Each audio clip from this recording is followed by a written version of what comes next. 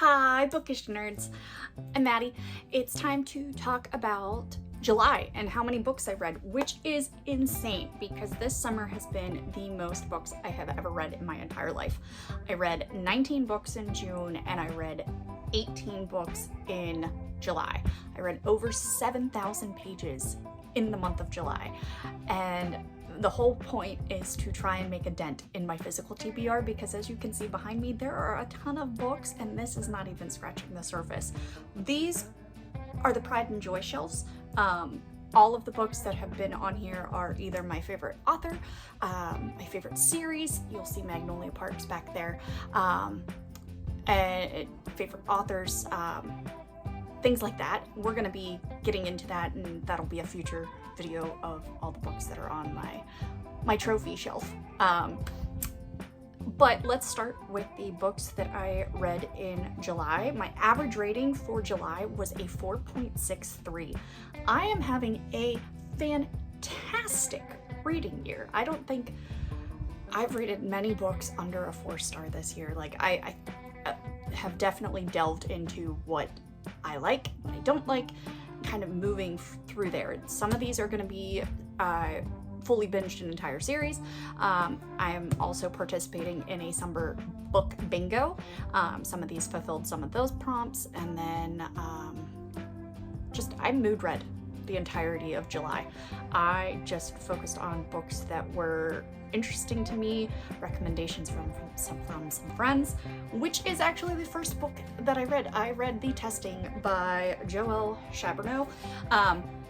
This one is very similar to The Hunger Games in that kind of premise, but it is very different. It still has the trials, it still has a relationship. The ending of this book, this is a trilogy just like The Hunger Games. I like, based off of just this book alone, I haven't continued with the series yet. I like the premise of The Hunger Games and contrast The Testing to The Hunger Games. The writing is better in this book. The story was better in The Hunger Games for the first book. I don't know about the rest of the trilogy. I am continuing the series. This was a recommendation from one of my gaming friends that also reads. So I was told to read this book like a year and a half ago, and I just got around to it. It fulfilled one of the prompts for the bingo in Sarah Curley's book club, so that's fun. The second books that I read, I'm gonna go through all of my physical books that I read and then get into the Kindle books after. The next books that I read were, oh my gosh, The Undertaking of Heart and Mercy and The Undermining of Twyla and Frank. I absolutely adore this book series. It does have a third book coming out next year, but this was one of my most anticipated reads for the entirety of July. The moment that this arrived in my mailbox from my pre-order, because I pre-ordered it last year, the moment that this was in my box, I had finished this one and reread this one. I will sing the praise of this book. It is a fantasy romance that follows Hart Ralston and Mercy Birdsall. Hart is a marshal that goes through Tanria, and he helps the souls that are stuck move on.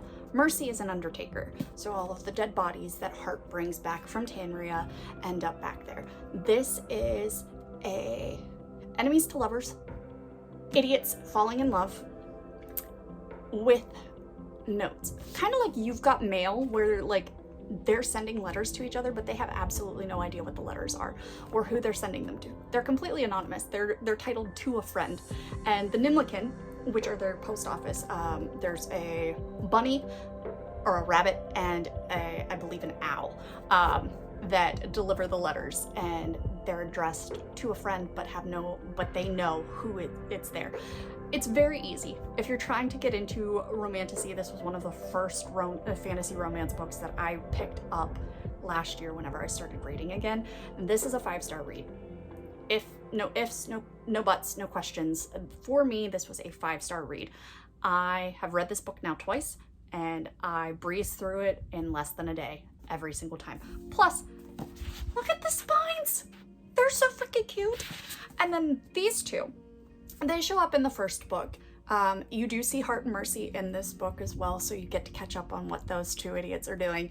But this follows Twyla and Frank. They are an older couple, like in their 50s, that have kids, and this is a friends to lovers figuring out what happens in their world after the events of this book. So I can't really give you a whole lot about this one, but I will tell you, if you look at the book, it gives you a little bit about what's going on. And if you see right here, yes, dragons.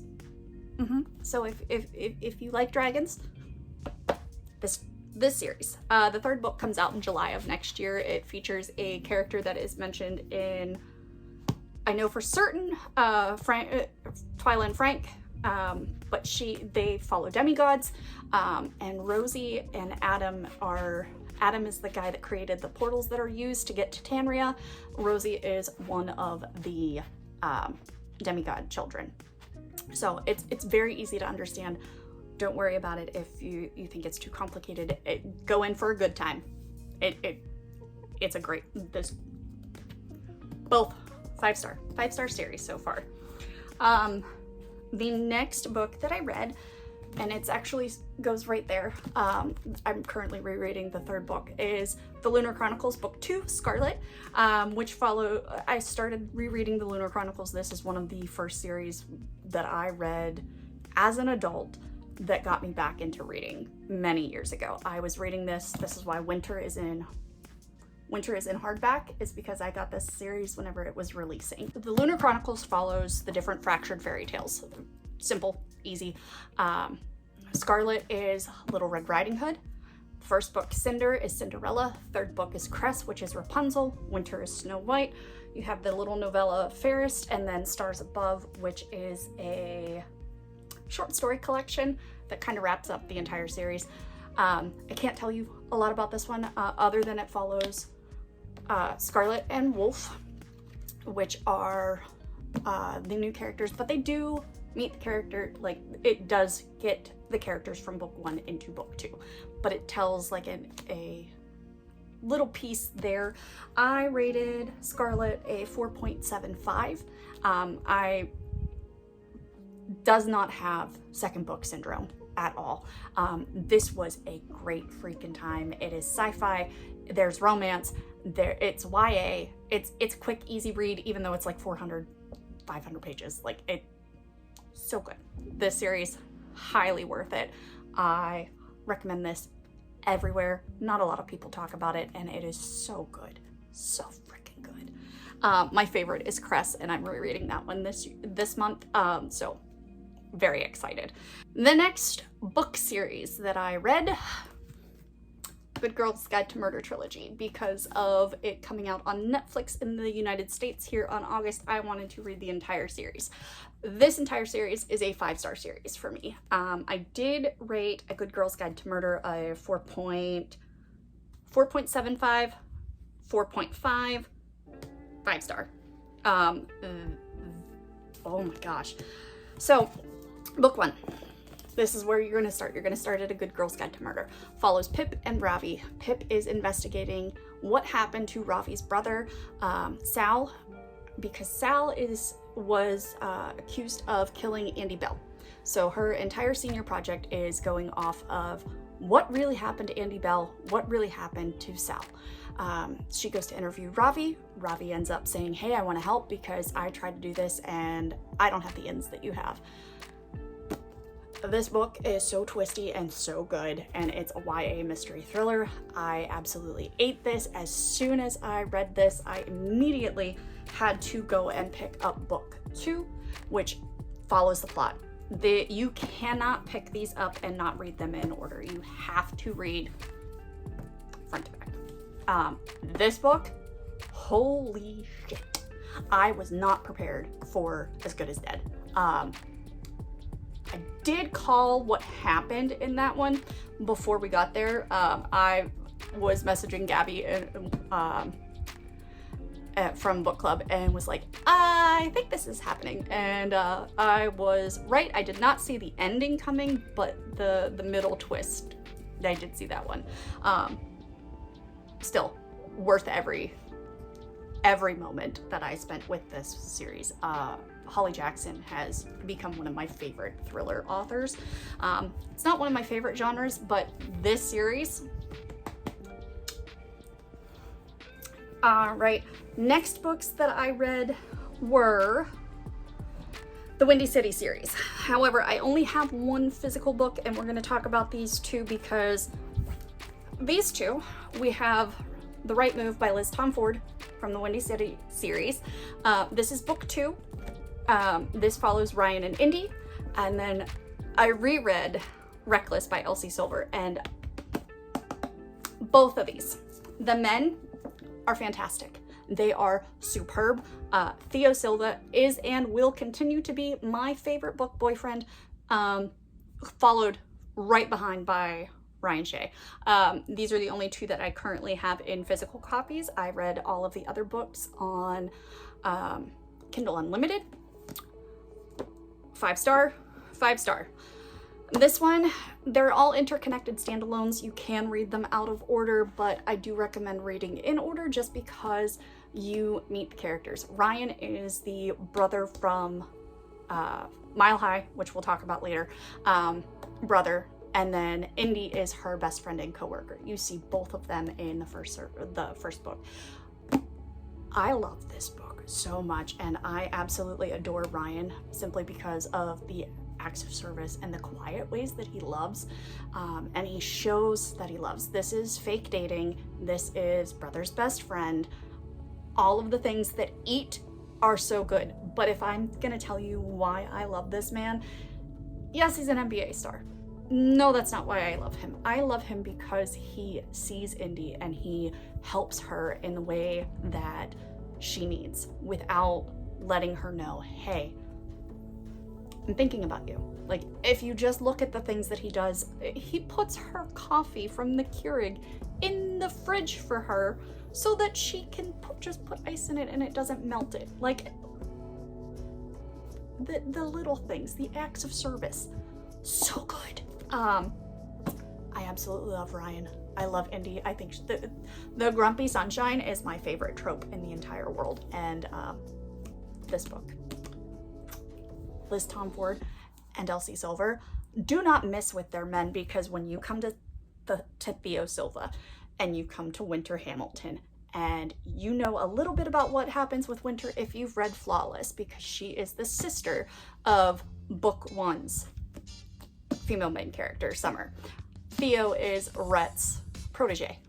Theo is the king. I have no complaints. I have no notes. This was a 5-star read both times that I read this, because I read this at the beginning of the year and I needed a cowboy romance, and I wanted to reread this because I got the physical copy after reading it, and I did annotate it, but then I forgot as I was reading to tab and do all of that. So I will be reading this again because, again, Theo Silva is the epitome of book boyfriends. I absolutely adore this man more than anything.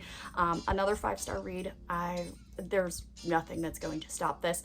I love the way that Theo shows up for Winter, the way that he just accepts, sees what's happening, and loves her.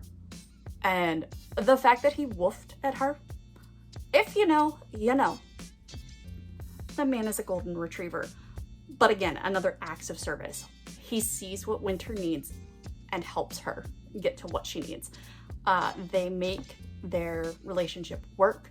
There's some miscommunication and an accidental pregnancy. I know a lot of people don't like that trope, but this book does it right. Like, it picks up after the baby is born. Like, you'll see how they met, but most of the story is after the baby is here and seeing how they integrate into a little family, and this eats. Elsie Silver does not miss.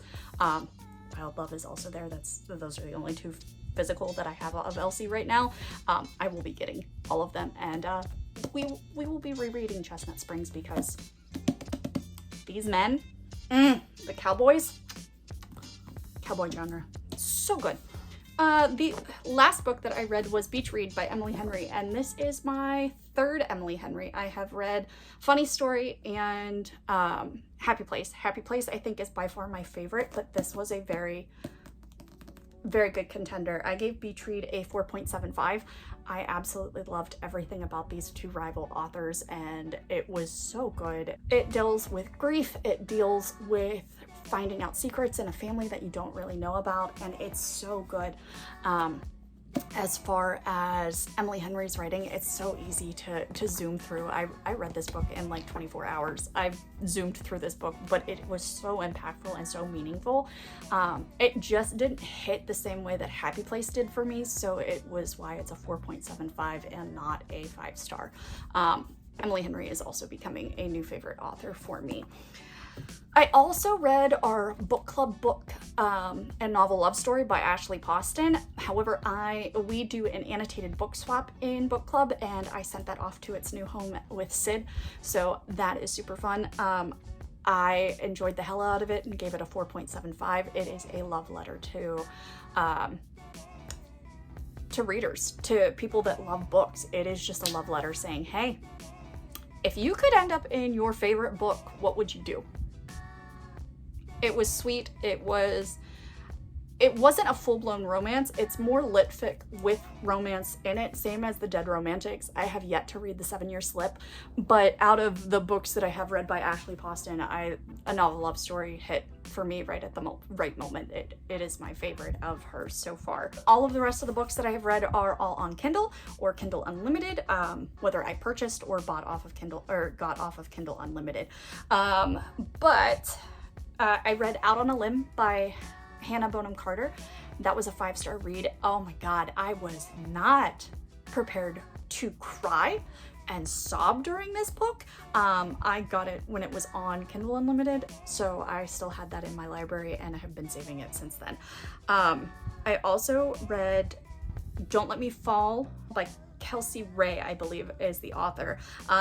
It was not my favorite. It is the beginning of a series, but I don't think that I am the right genre, the right demographic for that book. It didn't hit the way that some of the other YA or college books that I've been reading hit. That is my lowest rated of the month with a 3.5. I liked it. It was, oh my gosh, it was college, hockey players. There is cheating, but not from the two main characters. There was some things that just didn't vibe right with me. As far as ratings go, we'll go over those. I use StoryGraph, so I can do a lot of different things. I did Reckless on both the Kindle, but we already talked about Reckless. I also read some other cowboy romances because once I hit Reckless, I decided I needed more. I read Dust Storm by Maggie C. Gates and Downpour by Maggie C. Gates. Both of them were a 4.25. They follow cowboys that run off of a ranch. It's not one that really stuck with me all that much, but they were enjoyable at the time. If I'm gonna go for cowboy romances, I do like a little variety, but my favorite authors in that genre are Elsie Silver and Lila Sage. They don't miss. I also read You with a View by Jessica Joyce, and that book pleasantly surprised me. It was a 5-star read as well. I thoroughly enjoyed that book. I was not expecting it to, especially with the nods of social media, like using TikTok, but watching the main characters grow and show different pieces, and also dealing with grief and the way that Jessica Joyce wrote that, it was so good. I cannot wait to read The X Vows this month by her. But those are all of my favorite books for all of the books that I have read for the month of July. We are currently in August doing Battle-a-thon, and we are 3 books in on that one. What did you read in July? Tell me your favorites. What were the standouts for you? If you're still here and you want to show a little bit of love, leave me a cowboy boot or a cowboy hat, something cowboy related, a lasso, something cowboy related, because we're back in the cowboy era. I plan on rereading Done and Dusted this month because I just got that from my annotated book swap, and it was that book was so good. But yeah, Thank you for tuning in, and we will see you guys soon, all of you bookish nerds. Love you much.